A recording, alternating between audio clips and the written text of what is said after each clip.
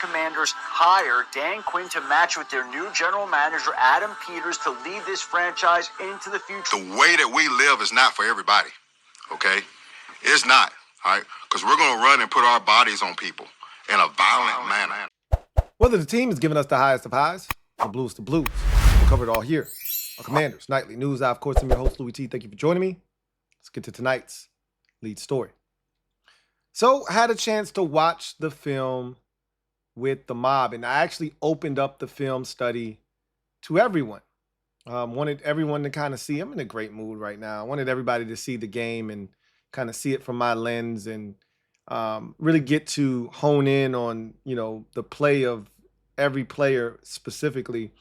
Watching the game as it unfolds, there are narratives that are created, whether right or wrong, false or true, they are created.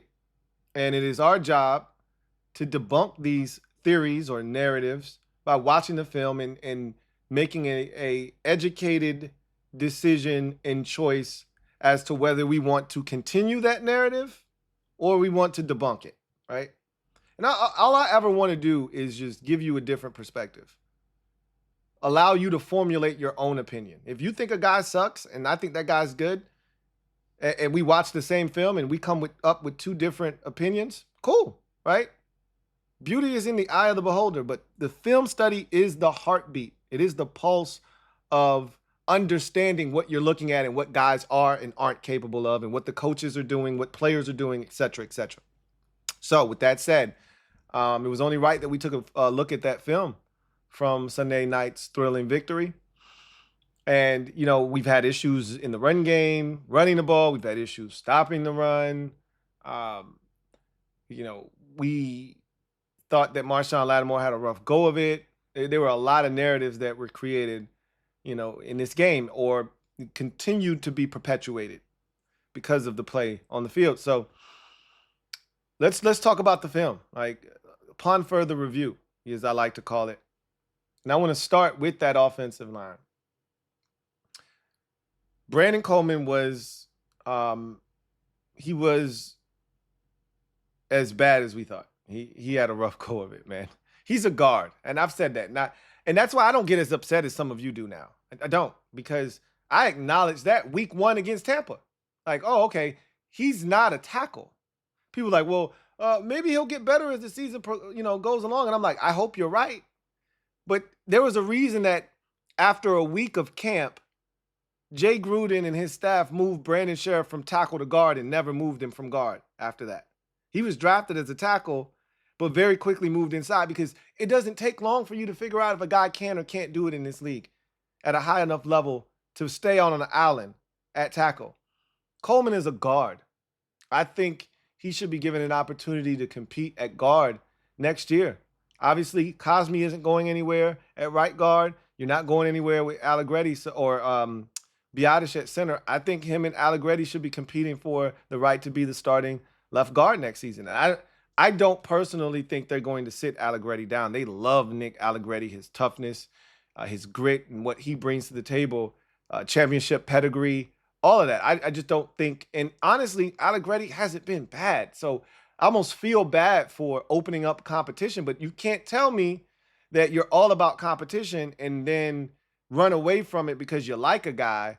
Like, it's not like Allegretti's playing at a Pro Bowl, All-Pro level. He's just been really solid, right? But I think Coleman could be a really good guard. So we'll see what they decide to do in the offseason, but he wasn't good as a pass protector in this game. He wasn't alone. Some of the guys inside, I thought Cosme had a rough go of it with Kalaji Kancey, but the entire line struggled with him as a whole. But Cosme wasn't great, but he was solid. But again, I always harken back to this. When we need the offensive line as a unit to step up and protect Jaden Daniels, generally speaking, they do it. On 4th downs, on critical 3rd downs, when he needs extra time, generally they protect him and buy him the adequate time that he needs, whether that's 3 or 4 seconds. The De'Ami Brown touchdown on the second possession, he was back there building a house with Jaden Daniels. Right? That was great protection. And it wasn't double teams, and they left Brandon Coleman on an island, and he took care of business on that play, right? And on the touchdown to Terry, he was looking front side first, had the ability, because of the time that was afforded, to come all the way backside to Terry on that backside end, right? On that dig in the back of the back line of the end zone. So he was afforded time when he needed it. That third down to Diami on the final possession of the game, that 3rd and 6 dot he threw to Diami. Granted, the Bucks had a double spy, so they only rushed 3, but they took care of business, right? So in some of the most critical moments, remember the 4th and 4 to Ertz, right? Ertz is running a over route. He needs time for that to materialize. He was protected. So as much as we give them flack for, not being, and we're going to get to the run game here in a second, not, being as consistent sometimes as we want them to be, they've been good pretty much all season long in protecting the quarterback, especially when we've needed them the most. And that was the case in this game. I thought Andrew Wiley had his best game of the season. He looked really good in this game. Now to the run game. Yeah, we struggled mightily in that department. And, some good questions were asked during the film session as to what is the real root cause of, the struggles on the run game. And there's enough blame to go around. I think Kliff can be a little bit more creative. Ben Sinnott getting injured in this game, I think, does hurt you. He got, coincidentally enough, the play he got hurt on, he made a damn good block. And that was one of our best runs of the day. It was like a 5-6 yard run on a day where those were hard to come by. He's one of the lead blockers on that play up into that gap. And he hurt his shoulder a little bit. And so not having Sinnott available hurts you in the run game, right? His physicality, his ability to block on the move. But I think a lot of our run game has been reduced to read option. Jaden, make a decision, hand it to the back or pull it. And there's not as much creativity with the run game. When we do have creativity, we've had success. I feel like there was a nice little counter where they faked it to OZ in motion, and he turns and counters and hands it to Austin Eckler. And I think they got like 5 or 6 yards on that play. Like, that's the kind of stuff we have to do to generate run yards right now. But right now, I think one of the biggest issues is we're struggling on the interior. The strength of this offensive line on the ground at the beginning of the season, when we were running the football into the end zone, untouched in games like Arizona and Cincinnati and Cleveland, where we were walking basically into the end zone, the interior of this line was spectacular. Remember, DQ called out the interior of the line and called it the heartbeat of this offensive line. He called it the core group, right? From Allegretti to Cosme, that group was the best of this offensive line, obviously because we don't have bookend tackles. But whether it's injury or fatigue or a combination of the two, or whatever the case may be, those guys are not playing at the level that they were earlier in the season. And they're getting beat to the punch. They're being out physical sometimes. And it's putting us in these positions where, we're not executing at the level that we need to.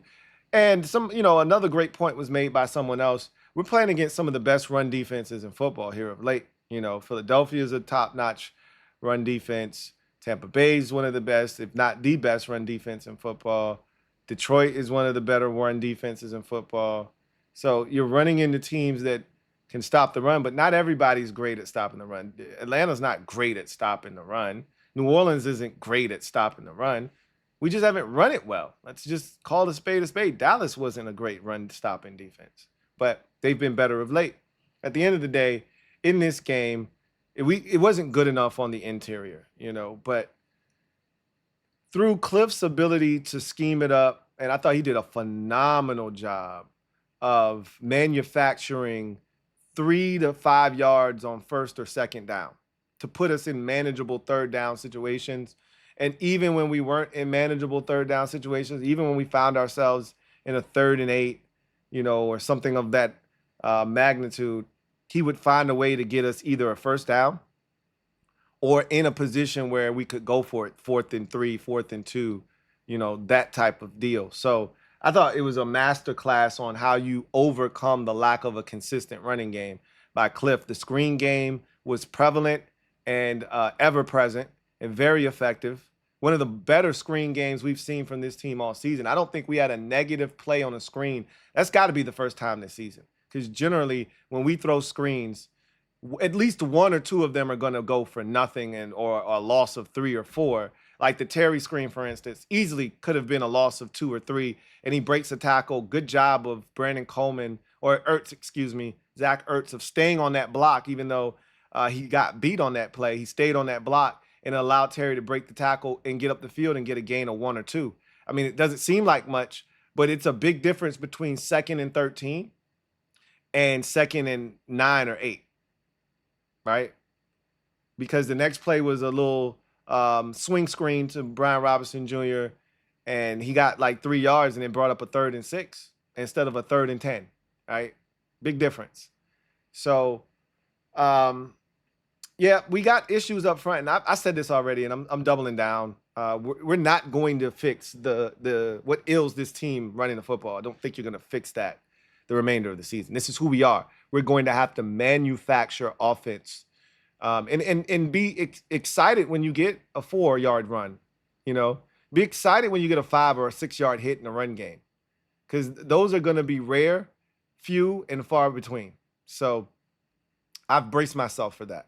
But Kliff has done a tremendous job of offsetting that by the quick game, the screen game, and using some, different types of runs with Jaden himself as an option to get us into some manageable, situations and to stay successful on early downs.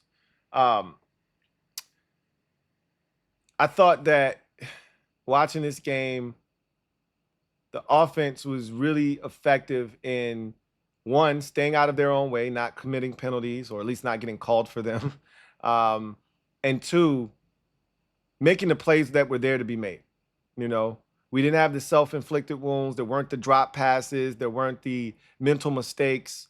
Guys did their job. The guys did their job.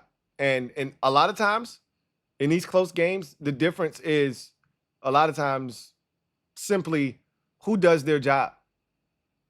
Who stays out of the way? Who doesn't make the critical mistake?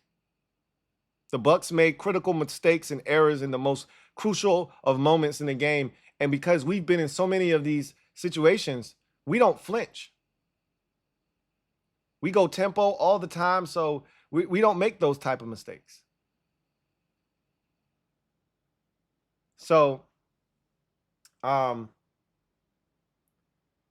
go to the defensive side, and then one of the things that everybody wanted to talk about was Marshon Lattimore. And I was able to kind of really break down his, struggles in the game.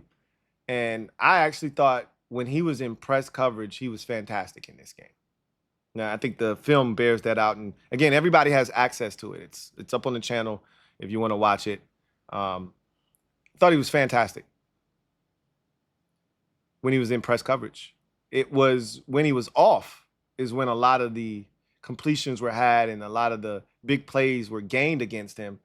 And a lot of that was by design in terms of, the coverage, having to play off instead of him being able to get into Mike Evans. And you got to credit Tampa Bay for putting Evans into these stacks and these bunches that forced, us to play at different levels, including Marshon having to play 7 to 10 yards off in order to be able to navigate through the traffic that was created because of these bunch and these stacks and things of that nature. So you got to credit them too. But when it was all said and done, Marshon battled in this game.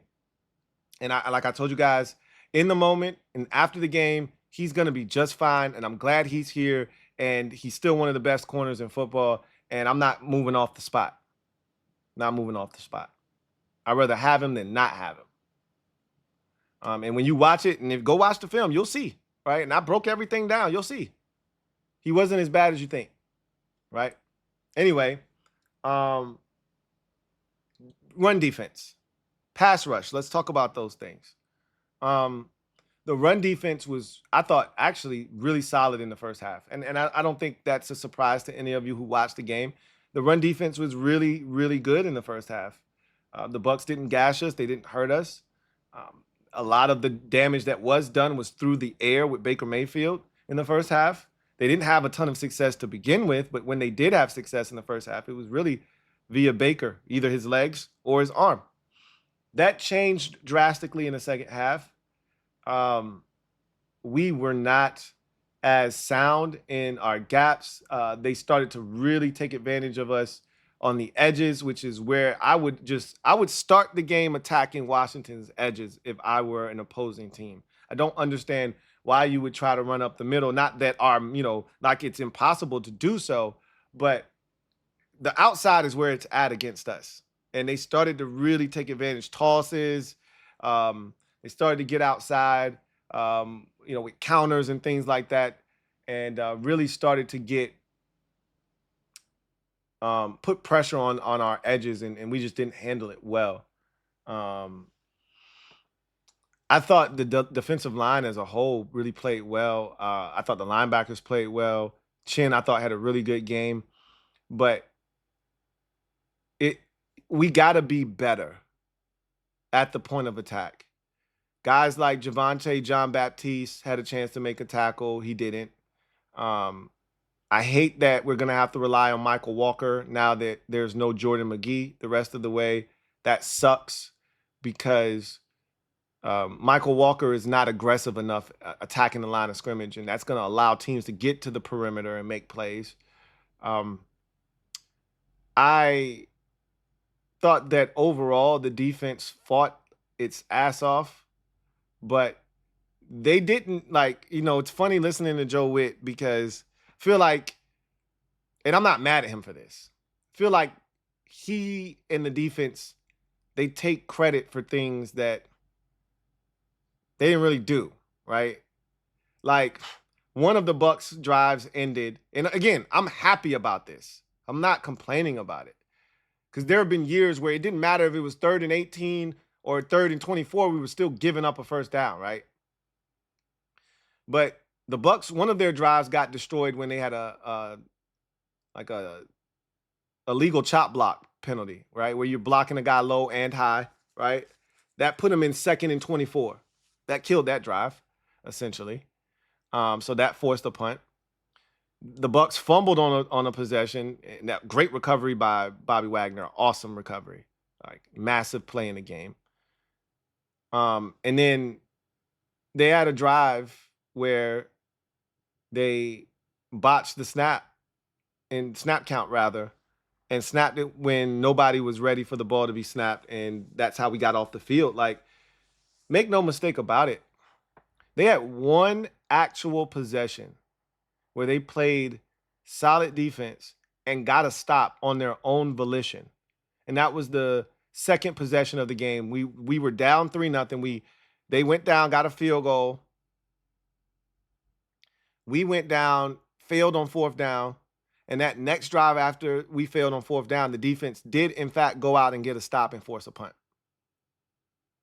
And that was their lone, real legitimate, we just stopped them punt of the game. Everything else was really Bucks self-inflicted mistakes. And so they've got to be better defensively. But this is who they are. We go in these spurts where, hey, we might be good in the first quarter. We might be good in the second quarter. But then if we were good in the first half, we're going to implode at some point in the second half. We might be awful to start the game, right? Awful. Like we were against Atlanta, like we were against Philadelphia. And then we may buckle down in the second half and start getting stops, right?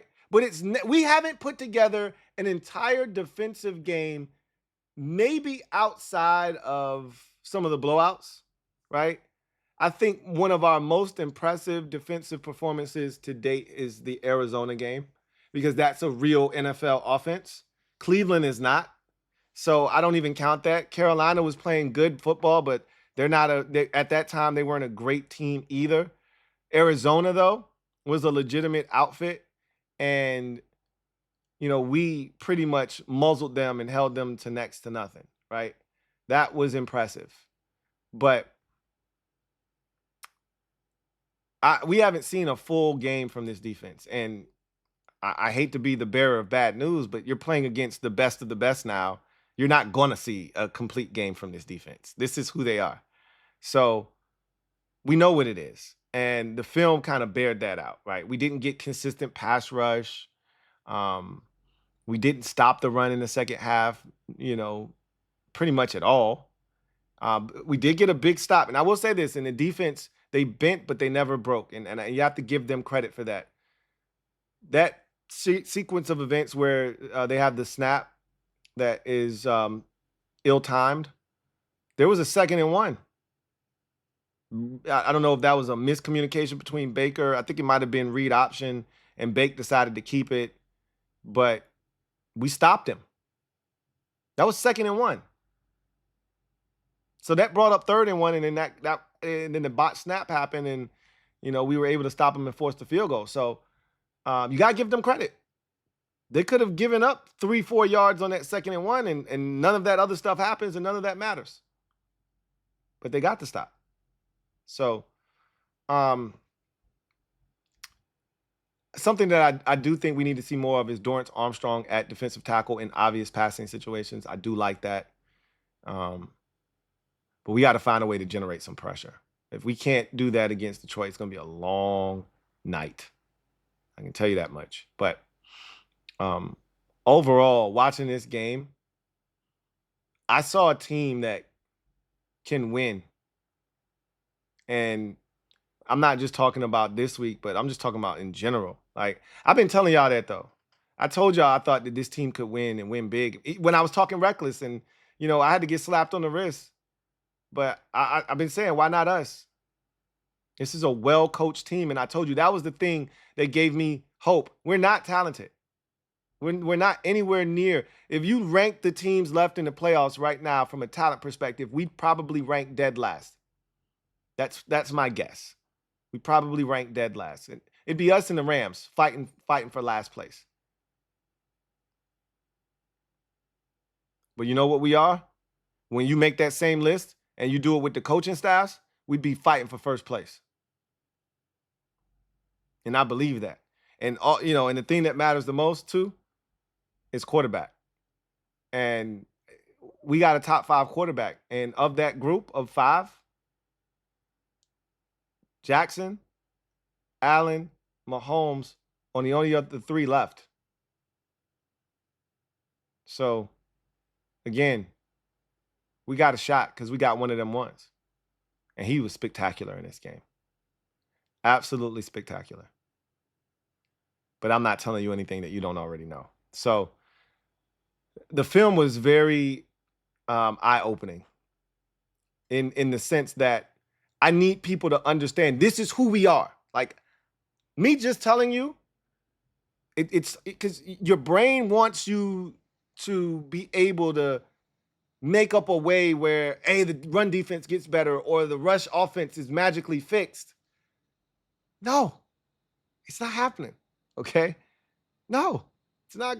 Like, I've been adamant. Every game that we play from here on out, we will be at a stark disadvantage from a defensive standpoint because every team's offense will be way more talented than our defense.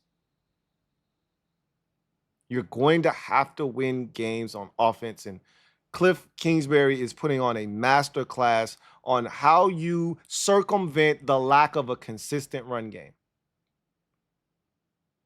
We won time of possession by 11 minutes without rushing for 100 yards, and our quarterback being our leading rusher with less than 40 yards rushing. Make it make sense.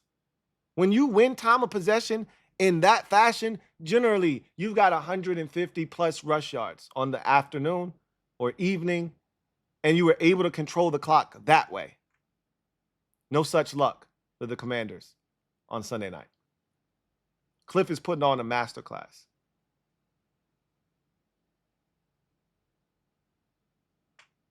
We can beat anybody. But we can also get beat. Right? Obviously, I'm not telling you anything that you don't already know, but this team is confident. And you can see that they're playing with a level of confidence. And they know that if they get in those winning time moments, they expect to win. And that's the thing. If we can, how many years, if you've been watching me for a long time, how many years have you heard me say, I just want to get to the fourth quarter with a chance? How many years have you heard me say that? It's never been more relevant than this season because of how we play, how we get down, and the guy we got under center. This team believes. We get into those moments, and hell, we did it with Marcus Mariota. This team just believes if it's close, it's ours. It's ours. We'll find a way to get it done. Those are the most scariest teams to play against. We're dangerous. Damn dangerous. In other news, heard from both coordinators. We'll talk about what was said. I thought that the two coordinators were effing outstanding at their press conferences today. So we're going to talk about what was said there. But of course, got to take a look at the injury report. I'm also going to talk to you about the divisional round watch party that we're going to have. So it is on. We're back like cook crack. We're going to run it back. And so I'm going to give you that information here tonight. But before we do any of that, let's get to the injury report for both teams after Wednesday's practice. So we start with the good guys. And nothing really, alarming here. I know there's one name that has everybody a little shook up, but Crowder, limited, Zach Ertz, limited, Cleveland Farrell, limited. Keep in mind that if this were a normal week, it would be Wednesday. This would have been their first day.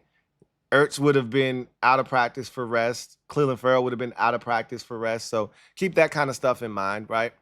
Bobby Wagner did injure his ankle. We saw the play late in the game where he got his ankle kind of bent up a little bit, but he was able to power through. I am not concerned at all, right? If there's one player on defense that doesn't need the reps during the week to go out and be a force, it's Bobby Wagner, right? So I think they're thinking the same thing. Like, we're not going to put Bobby out there for what? Rest is his best friend right now. We need Bobby playing at full speed on Saturday night. So the rest is what's going to help Bobby out, not the reps. He's got enough of those banked, as DQ likes to say. Not tripping about that. You know what I am concerned about? You know what I am more concerned about? Zane Gonzalez being on the injury report.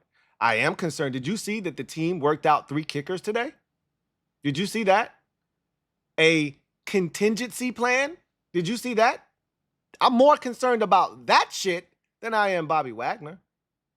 We don't need another kicker. We've gone through enough of this shit. Are they done with Austin Seibert? They must be.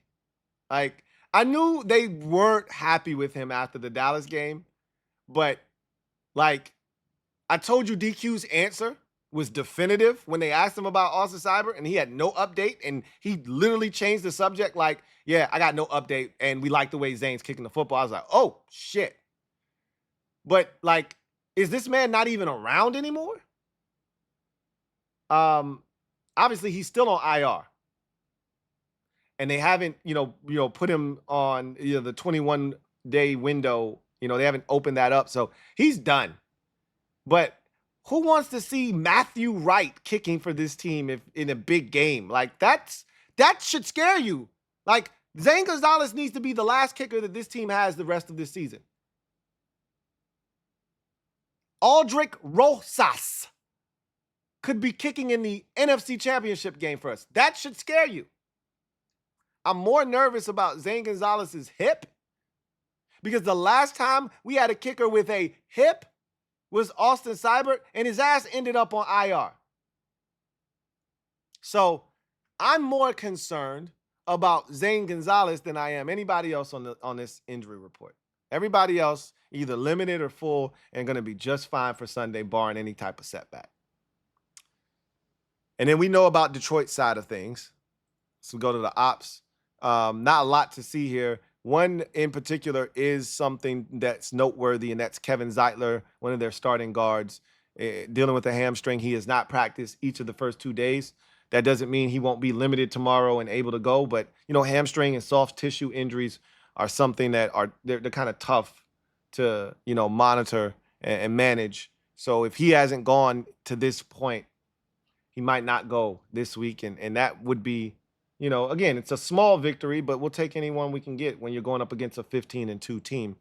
Ennis Rickerstraw is a rookie. They just need depth at corner. He's not a guy that plays a ton of snaps for them, but they would love to have him available because they're already thin at corner as is.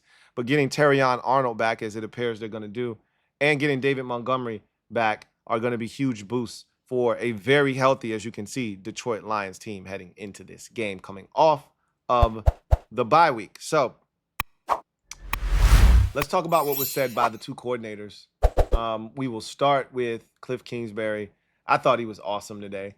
They started off by asking him their obligatory, hey, any new updates on the coaching, opportunities and the interview requests. And he's like, I got the same answer that I had for you last week. I ain't got shit for you. Bet. So then they dove into the game and, asked him about Diami stepping up and, just the receiver room in general. And he talked about how those guys have, when their numbers have been called this season. And remember, Kliff was ahead of the curve. He said, I like this receiver room back in August. When people were questioning this receiver group, I know a lot of people, I ain't going to say no names, that were very critical of the group of receivers that they had assembled. They didn't do enough, is what we were told. Or some of you were trying to tell me, and I said they're fine at receiver. Because if Jaden Daniels is what we think he is, we're fine at receiver. And obviously Noah Brown being a part of the mix also helped this team out tremendously.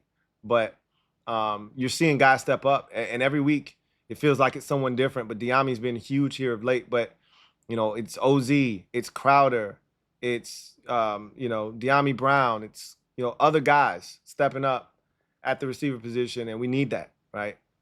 And he talked about Diami. He said, we watched him at North Carolina when I was in Arizona. He said that I thought he really kind of gave us insight into why Diami wasn't given the wide receiver 2 job. Like, he said that Diami's growth this season has been fun to watch. He said, he became a professional. So that kind of makes me think that, and if you watch the documentary, I think that Diami was a little immature, right? And maybe he wasn't doing the things that he needed to do on a consistent basis to win over the coaching staff, to give them the confidence that, hey, we can give you the keys to be the number 2 receiver. Because remember, that's where it was trending. Like, Diami was going to be the number 2 receiver, and then we get to week 1, and Noah Brown did not play. And Luke McCaffrey was your starting number 2 wide receiver in that first game against Tampa Bay. So that raised some eyebrows.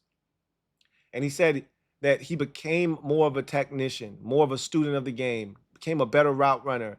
He's like, Diami could always run fast. He could always make people miss, good with the ball in his hands, which we've seen.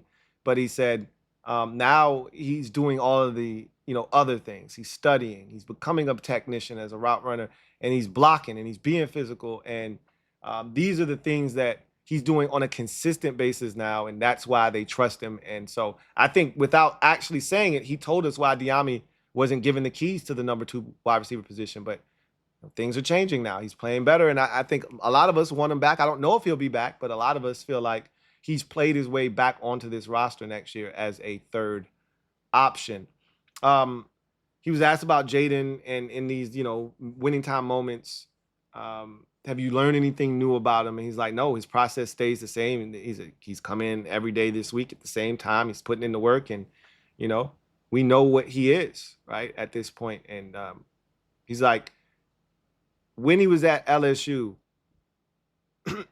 he didn't get to his 3rd and 4th progressions very often. Kliff was like, he was solid, but he was more apt to take off and run if the first couple reads weren't there. He said it was that second year at LSU. And I told y'all, and people told me, you don't know ball, when I said it wasn't until that last year at LSU where Jaden Daniels became a real, like, NFL caliber, starting quarterback for me. Like, it's the same shit I said about Joe Burrow. Joe Burrow was a 3rd-round pick. So was Jaden Daniels. Going into that senior season at LSU, Joe Burrow was a 3rd-round pick. His first year coming from Ohio State wasn't all that impressive.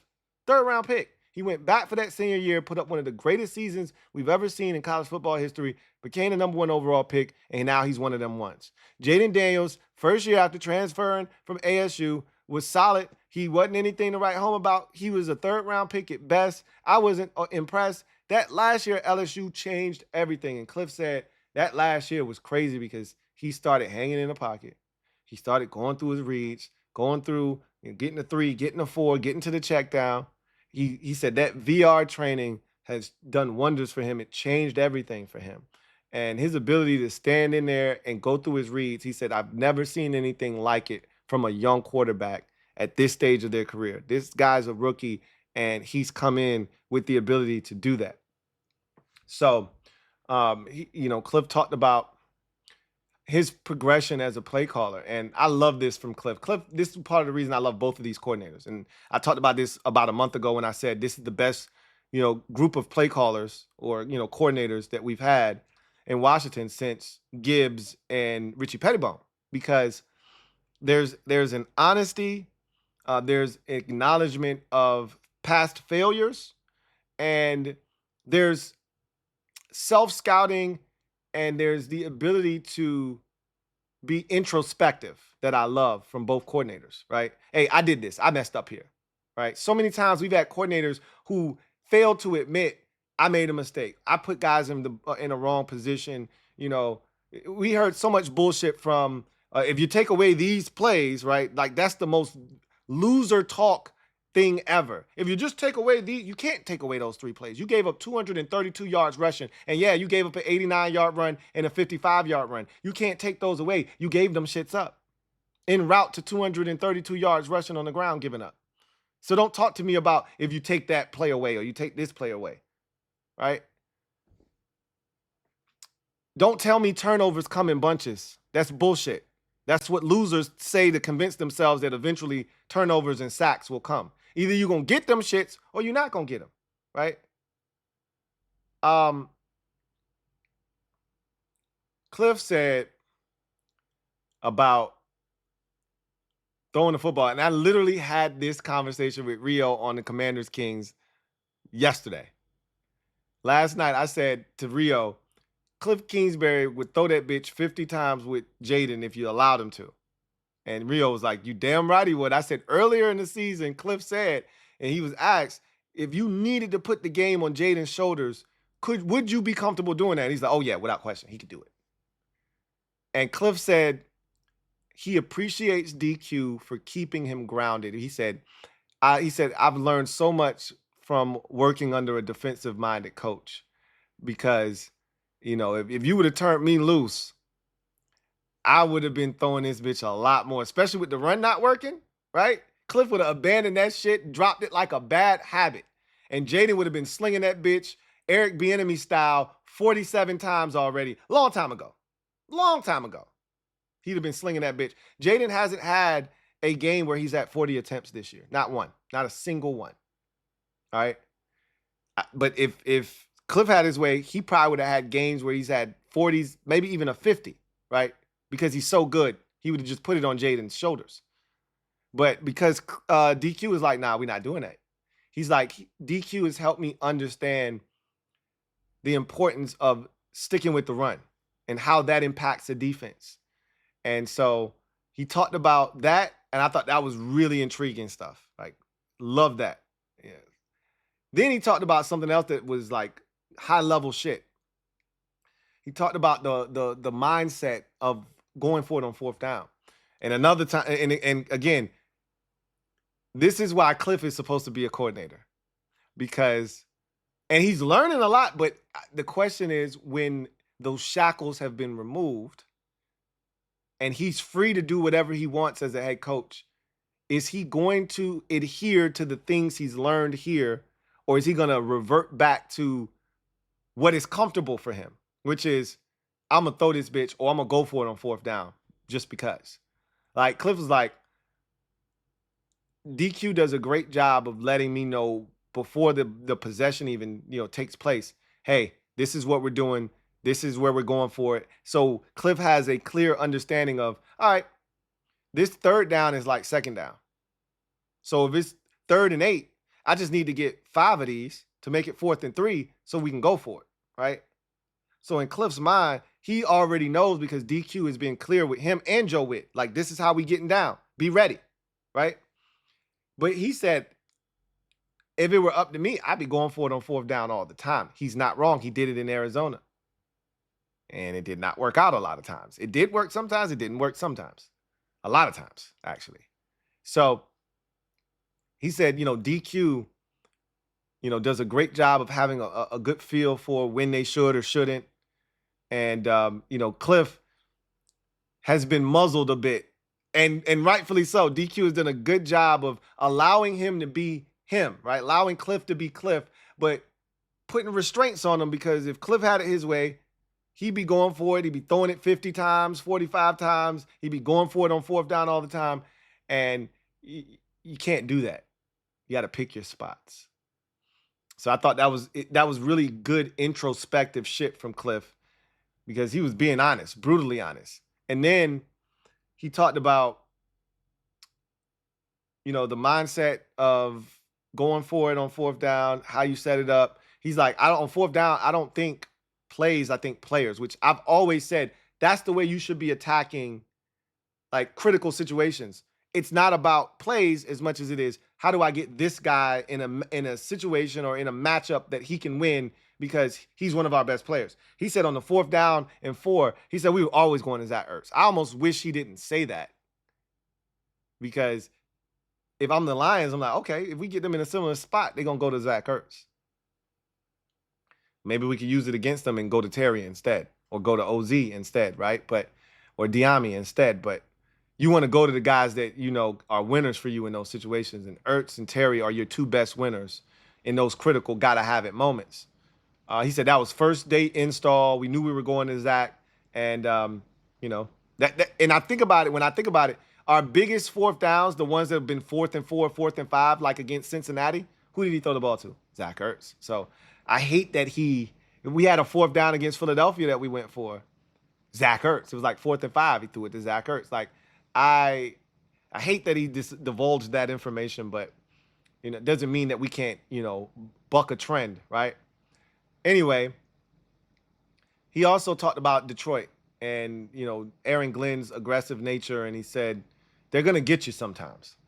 And he said, as a coordinator, you have to be, when you're playing a coordinator like Aaron Glenn and the Detroit Lions, you have to be able to understand that they're going to get you sometimes, and you can't try to get it all back. You can't, as a coordinator, get in your own head and become victim to, I got to get my lick back, and I got to get it all back. He's like, we got to understand that we got to stay true to who we are, and that's the right mentality, because they're going to be aggressive, and we're not going to always get them when they are aggressive. There are going to be times where we're going to be able to hurt them from their aggressiveness, and there are going to be times where they get us. And we got to make sure that there's a balance there, that we don't try to do too much, but just stay where we can be who we are. Thought it was a great press conference from Kliff. I really, truly did. One of my favorite ones of the year thus far. Then Joe Whitt Jr., with his press conference, he talked about the Tampa Bay game, and he definitely was talking about that game with, if you ask me, with burgundy color glasses on, because, like, as much as you want to say the defense, he's like, we held them to their second. This is a team that averaged 30 points a game. We held them to their second lowest output of the season at 20. And I'm like, yeah, that's cool, but did you really? Right? Like, that was my mindset. Like, did you really? They kind of they had self-inflicted wounds, a penalty that derailed one drive. I already went through all that. I don't need to go through it again. Like, did you really? And then the big thing was the offense kept you off the field, so you didn't have to be subjected to more possessions. They would have scored more, right? We won time of possession by 11 minutes. We dominated time of possession. Like, DQ saved you by being aggressive, and so you reaped the benefits of that. So, but he took credit for it, and I'm like, yeah, I guess. I mean, you got to speak life into your unit, right? You got to tell them, hey, y'all are doing a great job, because we're undermanned. We're not, again, we're the least talented defense left in the playoffs. So you got to speak life into these guys. So I do respect that. He talked about Marshawn's performance, and he said the same shit I've been telling y'all. That man hasn't played. He's like, he practiced one time, and we threw him out there against Mike Evans, one of the best receivers in football. Like, come on, man. Like, let's be for real here.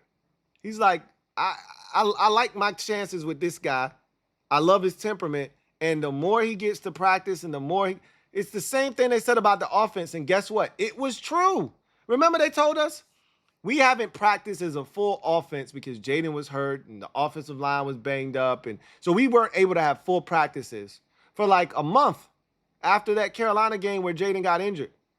And then they said, hey, you know, this offensive funk that we're in, it's because we haven't gotten enough practice time.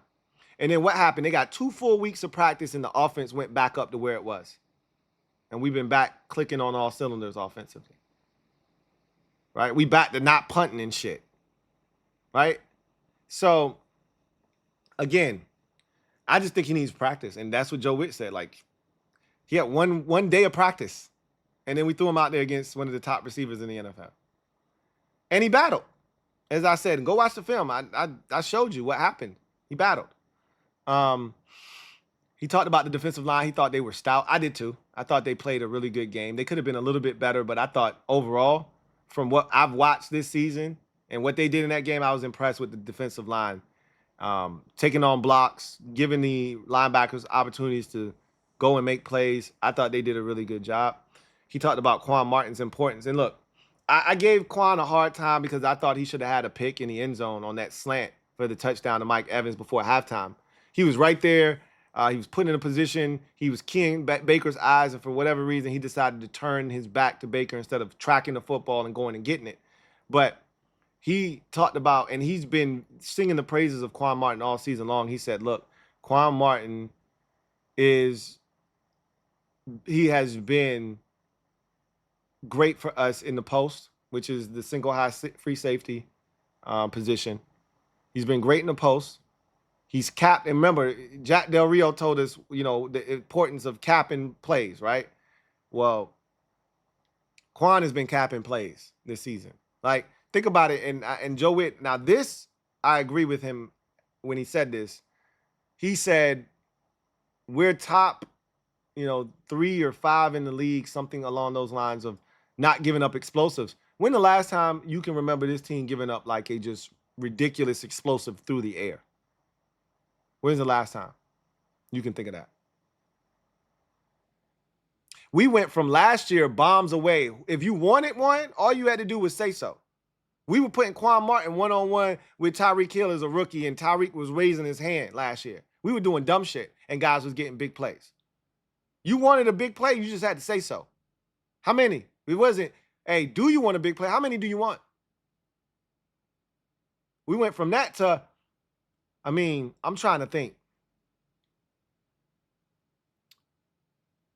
The desperation throw before the half against Dallas the first time, when Benjamin St. Juste gave up the deep ball to the Brooks kid. Like, is that the last like massive explosive we've given up? I'm trying to think. We really didn't give up any against New Orleans, unless you want to count the play where the 2 defenders kind of, and that wasn't like a massive explosive. Like, I'm talking like over 30 yards. Like, we didn't get, maybe Tennessee, right? Maybe Tennessee, the one before half to Nick Westbrook-Akine for the touchdown. That's got to be the last one, right? Haven't really given up too many explosives. So I'm proud of this group. And he talked about Quan Martin's impact and importance in not giving that stuff up. He's really put a cap on things, and he's been a really good short tackler from that post position as well. So he gave Quan Martin some love. He talked about Detroit and all of the, problems that they pose, which we all know. Like, we're at a stark disadvantage. The only way we hold Detroit down, and again, I've been adamant about this, the only way we're not beating Detroit in the shootout. Not going to happen. Not unless it turns into like a Cincinnati game. But again, we got stops in that Cincinnati game. We were up 28-13 at one point, and then they had to chase us. And we were able to outlast them. Like, Detroit is a different animal.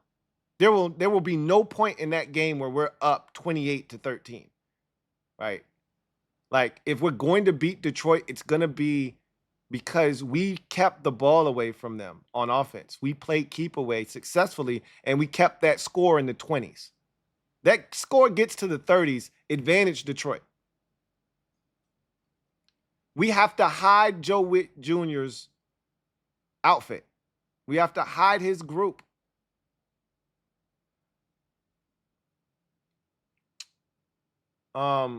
He talked about Ben Johnson and what makes him so good, and he was like, he just understands coverages, leverage, weaknesses, strengths, and how to get guys in positions to make plays. And he said, we got to be disciplined this week because the minute that you're not, Ben Johnson is going to take full advantage of it. And I know we getting at least one trick play this week. We got to be ready, man. And Joe Whitt said, we got to trust our eyes. We got to be where we're supposed to be. And we got to make the plays when they come to us because this is a group that they don't beat themselves and they're dynamic and explosive. And, you know, he talked about Jared Goff and he said, you know, super accurate, cerebral from the pocket.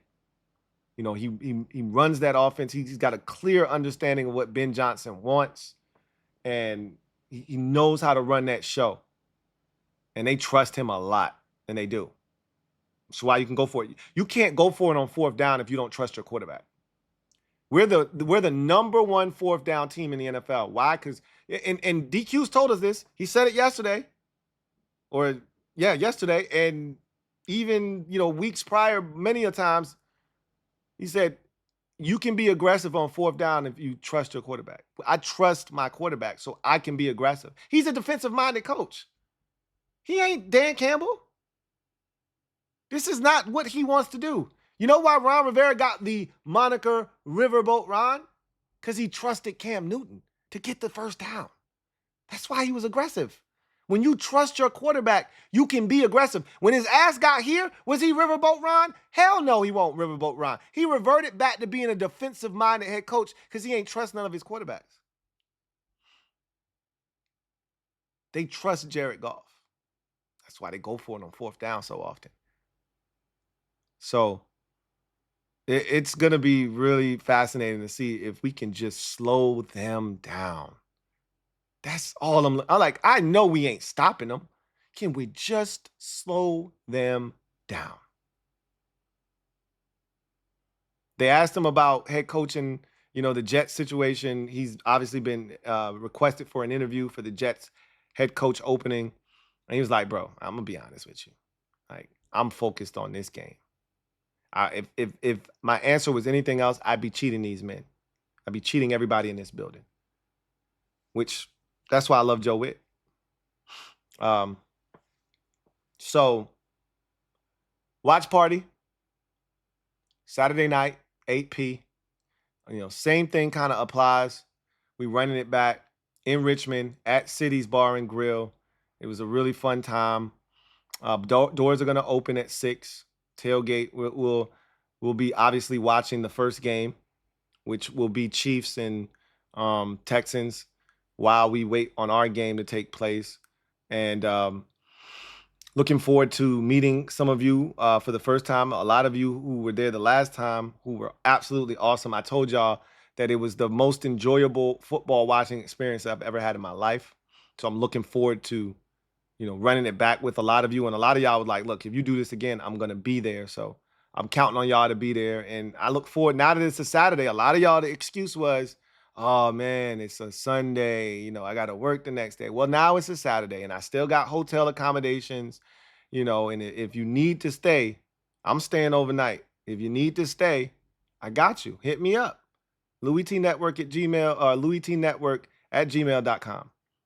And I can get you that link and get you that deal and get you in a hotel room so you can turn up and have a great time and watch us win and advance to the NFC Championship game. and do it in style. So the link is in the description of this video. It's also going to be pinned to the comment section of this video, and I'll be doing that throughout the course of this week.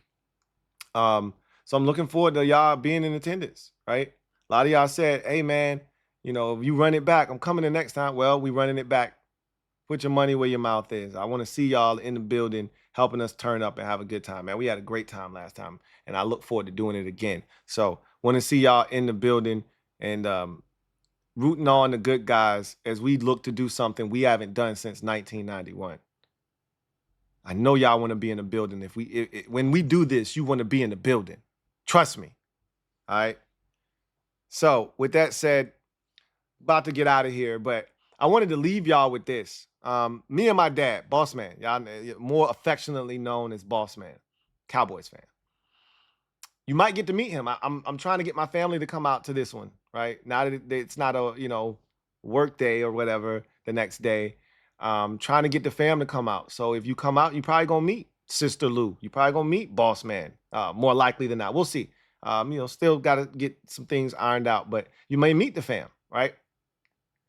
But me and Boss talk about this all the time when it comes to postseason football. He's been telling me this for decades, right? He said, Lou, I love, my fam from the islands. Lou, I always love the team coming off of the win in Wildcard Weekend.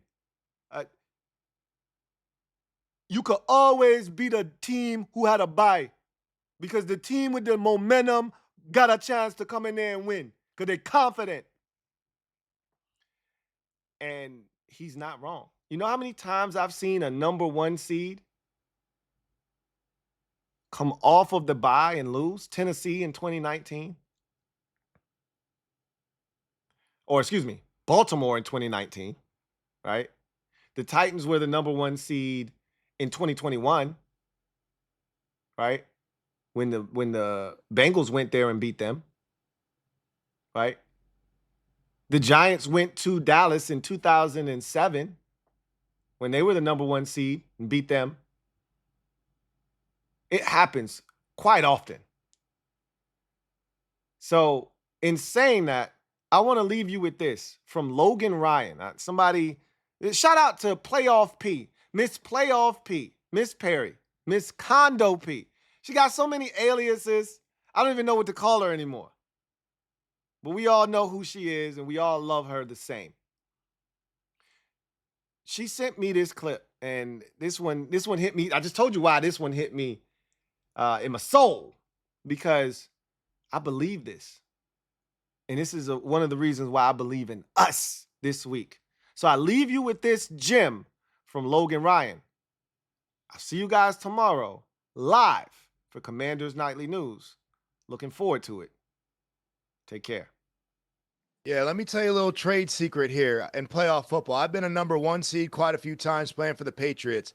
That divisional game, when you come off a bye week and you're playing a team that just won a road game in the playoffs and they're believing themselves, that is a hard game to win. If you look back, this is the 10-year anniversary where my Patriots had to come back on the Ravens twice. 2 10-point deficits in that game. We had to do that double throw Amendola to Edelman to win that game, and then we win the AFC Championship by 40 when we rout the Colts. Coming out of a bye week last year, the San Francisco 49ers I was part of, we had a bye week. We came out to a hot Green Bay team that punched us in the mouth. When you want that rest, that's great. You need that rest. Having that 1 seed is an advantage, but it is hard to when a team is coming in your building and just won a game 6-7 days ago.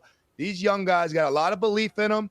They think, why not us? They're playing the underdog role, and a lot of times when you're trying to get this Super Bowl, that divisional game for the 1 seed is usually harder than that championship game. Don't sleep on the Commanders in this one. I know it's all Detroit, but Jaden Daniels and them just played a game 7 days ago. They're going to walk in there with some confidence at why not us, and the Lions got to generate some steam and generate it early, or you're going to be looking around at halftime, need a great speech to dig yourself out of a hole. Here comes the Diesel. Here comes the Diesel. There's the snap, and to Riggins. Good hole. He's got the first down to the 40. He's gone. The 35.